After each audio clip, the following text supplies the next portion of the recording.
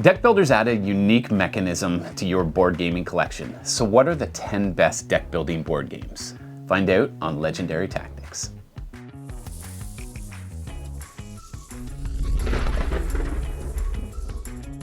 We've seated ourselves here for your convenience, from the man who loves deck builders to the most, to the one who's kind of middling on them, and someone who's a little bit lukewarm to deck builders. So shall we begin with you, Cax? All right, sure, yeah. So I want to start off with kind of a classic one. Dano, you introduced me to this one. Shards of Infinity. Yeah.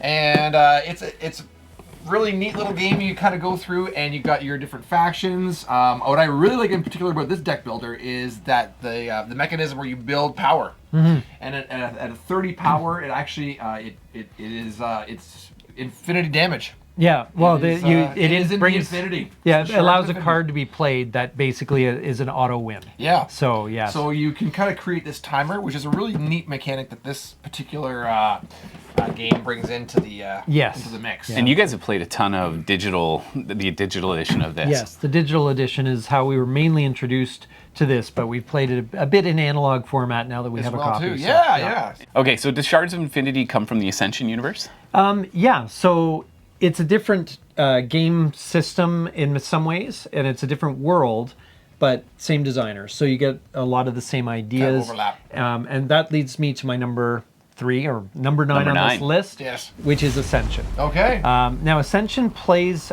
very similarly to Shards of Infinity. It doesn't have that buildup of power. Right. Basically, it's more of a almost like a Cthulhu mystical type of feel. Yes. There's a lot of magic and there's cultists and all that sort of thing, and you're drawing from a victory point pool like Race for the Galaxy, where there's a limited amount, and you just have to try and get the most victory points. Once the pool runs out, then the game's over. So you have to try and get ahead that way. But you're still buying cards from the center row. Right. You're card attacking cards to get what they call honor victory points. So, but it's a very similar feel. If you played Shards of Infinity, you will know most of Ascension pretty quickly, probably about 60-70%, and you're just picking up the nuances. Well, and I played Ascension Tactics. We played that a little together digitally, and I like that where it combined the deck building with some miniatures on a map. Yes, Ascension has no miniatures on the map. It's same idea, just that middle row of cards you buy, and different factions and all that stuff. So this list was really hard for me to make because I'm not a deck building guy, but when I allowed myself to choose games that have elements of deck building without that being necessarily the only mechanism, I had 3 easy picks. So our number 8 and my number 3 is the Lost Ruins of Arnak. So to do anything in this game, you've got a deck and you play those cards, and you need to try to improve your deck, add new cards, get rid of the cards you want to. So at its core, I mean, there's echoes of Dominion, and there's so many games that come from that original Dominion model. And this one is also a worker placement game, so if you're into that, it's a hybrid game. But all of my picks are hybrid games. So this one's a fun game. Yeah, I it's a enjoyed great it. game, and I like the fear mechanic, and especially with the expansion, when there's one character that can actually, but there's one character that actually wants the fear cards. That's right. And stuff. So there's a lot of neat interactions, especially with the expansions, with the deck building aspect. So that's Absolutely. great. Good choice, Flash. Good Thank choice. you. Like that one, Number 7. All right, so we're doing a little stand-in for my number 7, and that is it is the original Star Realms. Yes. But we just happen to have currently Star Realms Academy. Yes.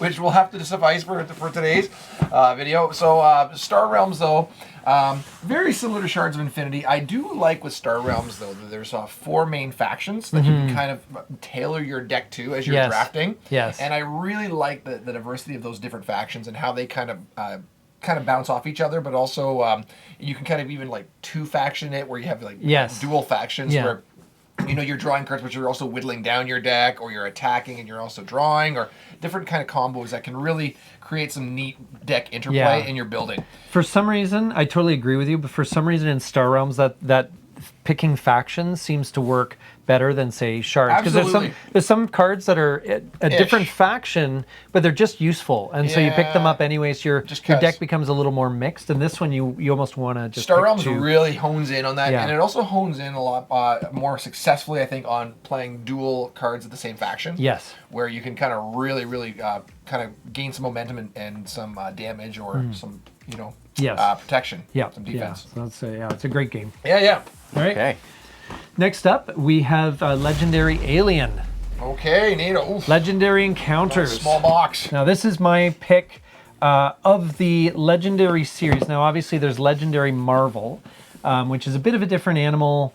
The Encounter series is a little more, I don't know, the Legendary series, the Marvel ones, what I've played, it seems a little more kind of mix and match. This one is also much more cooperative. It's got some really, really neat mechanics that come into play that really just strike me as clever. I've always been so impressed with like Legendary in general. What they do with a very simple system to keep it interesting and fun and innovative. It's not much to look at when you open the box. Oh, no, I disagree, But the neoprene mat is really that is I had to reveal the neoprene here. That is Let's the give star. it the flick. Oh, there it is. Yes. And it is nice to play on this mat. Oh, yeah, it's a great board. I had to do the review Yes, for that. yes. This is, A bit violent in places. Okay, thank you very much. Yes. Yes. But I find for me the Alien one is the most kind of creative, I guess. For me, it was the first one. Maybe that's why I feel that way. But there's definitely the Matrix also has some very interesting mechanisms in that. And some of the other ones that I've played, the Marvel ones and so forth, they've got some good ideas too. Yeah, but this one to me is it's my favorite. Maybe because it was the first. Quite honestly, we've walked through a few of the Legendary games, and I have enjoyed every single one. I've enjoyed every single one, and I think it was a great choice. And if you hadn't taken it, I was. So. Now, which one do you like the best? I feel Nate's nostalgia is the first one, kind of. And there was something really kind of cool with that encounter. Oh, I thought you were going to go with the Matrix.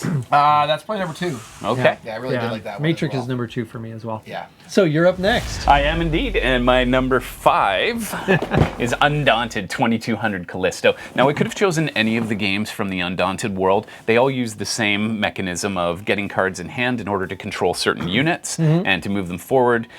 This is a more tactical deck building game, but for me, I love that connection between building my deck and then moving my units around. So pretty straightforward, and I really like this game. Perfect. I really enjoyed the Normandy version of this one. That was definitely a favorite of mine, Flash. So, It would be my second favorite. Would it? Yes. Yeah. Yeah. Okay. I think Battle of Britain would be the third. Oh, excellent. Okay. Great. But you Callisto really hit home for you, eh? I'm enjoying it a lot. Yeah. My kids are enjoying it, and a lot of fun there. Well, that's excellent. Cax, you're up next with our number 4. You're number 2. Okay, that's right. So I'm going with Vladislavadl's Mage Knight. This is an oldie. This one's been around the block for a long time now. And it's kind of a world. It's a world builder. You're discovering your world. You're also building your own particular character's deck. You are adding action cards, attack cards. And sometimes even taking wounds, which yes, that has happened. You're doing some battling, of course, with the different. There's little standees in here. Yes. For each of the different factions. Yeah. It's I love how you discover the tiles, and as soon as you walk onto the tile, it flips over and you get to see what's there. So a lot of neat aspects to it, and I've really only scratched the surface with this game, but I really love what I've already seen, and I want to actually really we got to get this dive to the into table. it a lot more than I have. We'll go on the Board Game Geek and type in Mage Knight, and people just love this game. Yes. They love it. Yeah, so it's definitely one on my list. Yeah, perfect. Very good. All right, next up for me, I don't have with me, unfortunately, but I'll say as Dune Imperium. Dune Imperium's a very interesting deck builder. It's a little bit more along the lines of what you normally would like, where it's just an element of the game. But it's also got an imperfect deck building aspect to it, in the sense that you build your deck, but the way the game functions, you may not actually see that particular card that many times. So you're improving your deck, but it doesn't have the typical thing of where you're adding cards and pairing the ones you don't want. You kind of have, it's more almost a narrative device where different characters come into prominence and they help you out, but it's not a pure deck builder in that sense. It's much more of a worker placement that's complemented by a deck building mechanic. Piece. But as it fits that game, as it suits that game, I think it's really neat just how you can put your strategy together to try and overall help your game plan to get to 10 victory points. So I think it's great.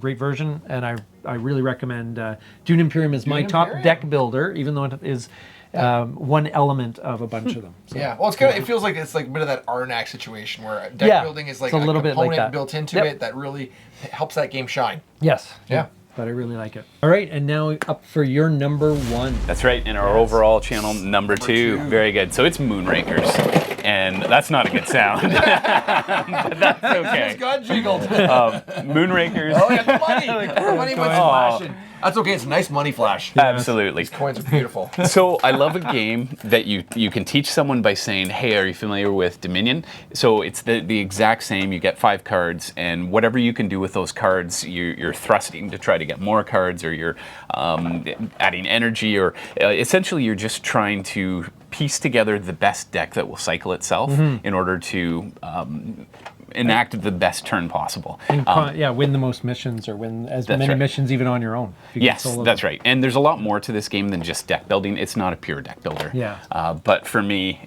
hands down, with that deck building mechanism, this is the one. Okay, and Flash, I have not played this particular version of the game, but those dice are hefty. nice. Yes, a nice They're metal hefty dice. Let me guess. I'm just gonna roll multi. See, that's a typical roll for me right there. Yep. Here, add this one in there. All right, let's see. I'm gonna roll a 2. Oh, I got a 0. Wow, that's unusual for me.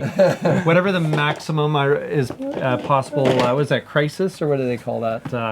Anyway, Yeah, that's I always the roll damage the worst that's caused. possible roll. Oh, it's so Beautiful bad. components. Moonrakers, gorgeous game, a lot of fun. And a lot of fun. Fantastic. All right, and for our number 1 and your number 1. Well, I think we would be remiss. We would be very if remiss. we didn't include this game. This is the OG. Exactly. Yes. Dominion. Okay, this is the one that started them all, really. And I know we've actually, Flash, I remember you having this in your collection very early on in our gaming. Very much so. Our romps, and it was one that we would kick out a fair bit. You're slowly building your deck up, pairing out what you don't want. And it's a pure deck builder. Yes. That's the only mechanism. Yes. Yes. And this was the very first, the original and best, maybe.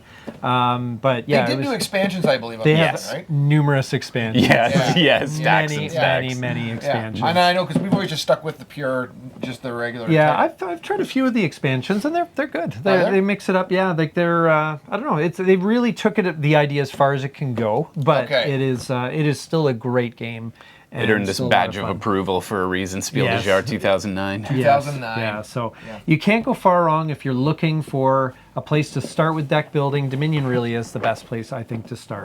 Right. So this will give you the purest experience of a deck builder. Yes, absolutely. And then you can expand into the other ones and see what you think. So, Right. Yeah. For sure. Thanks for joining us. Make sure you put your favorite deck builders down in the comments. And now get out there. Get gaming And be legendary.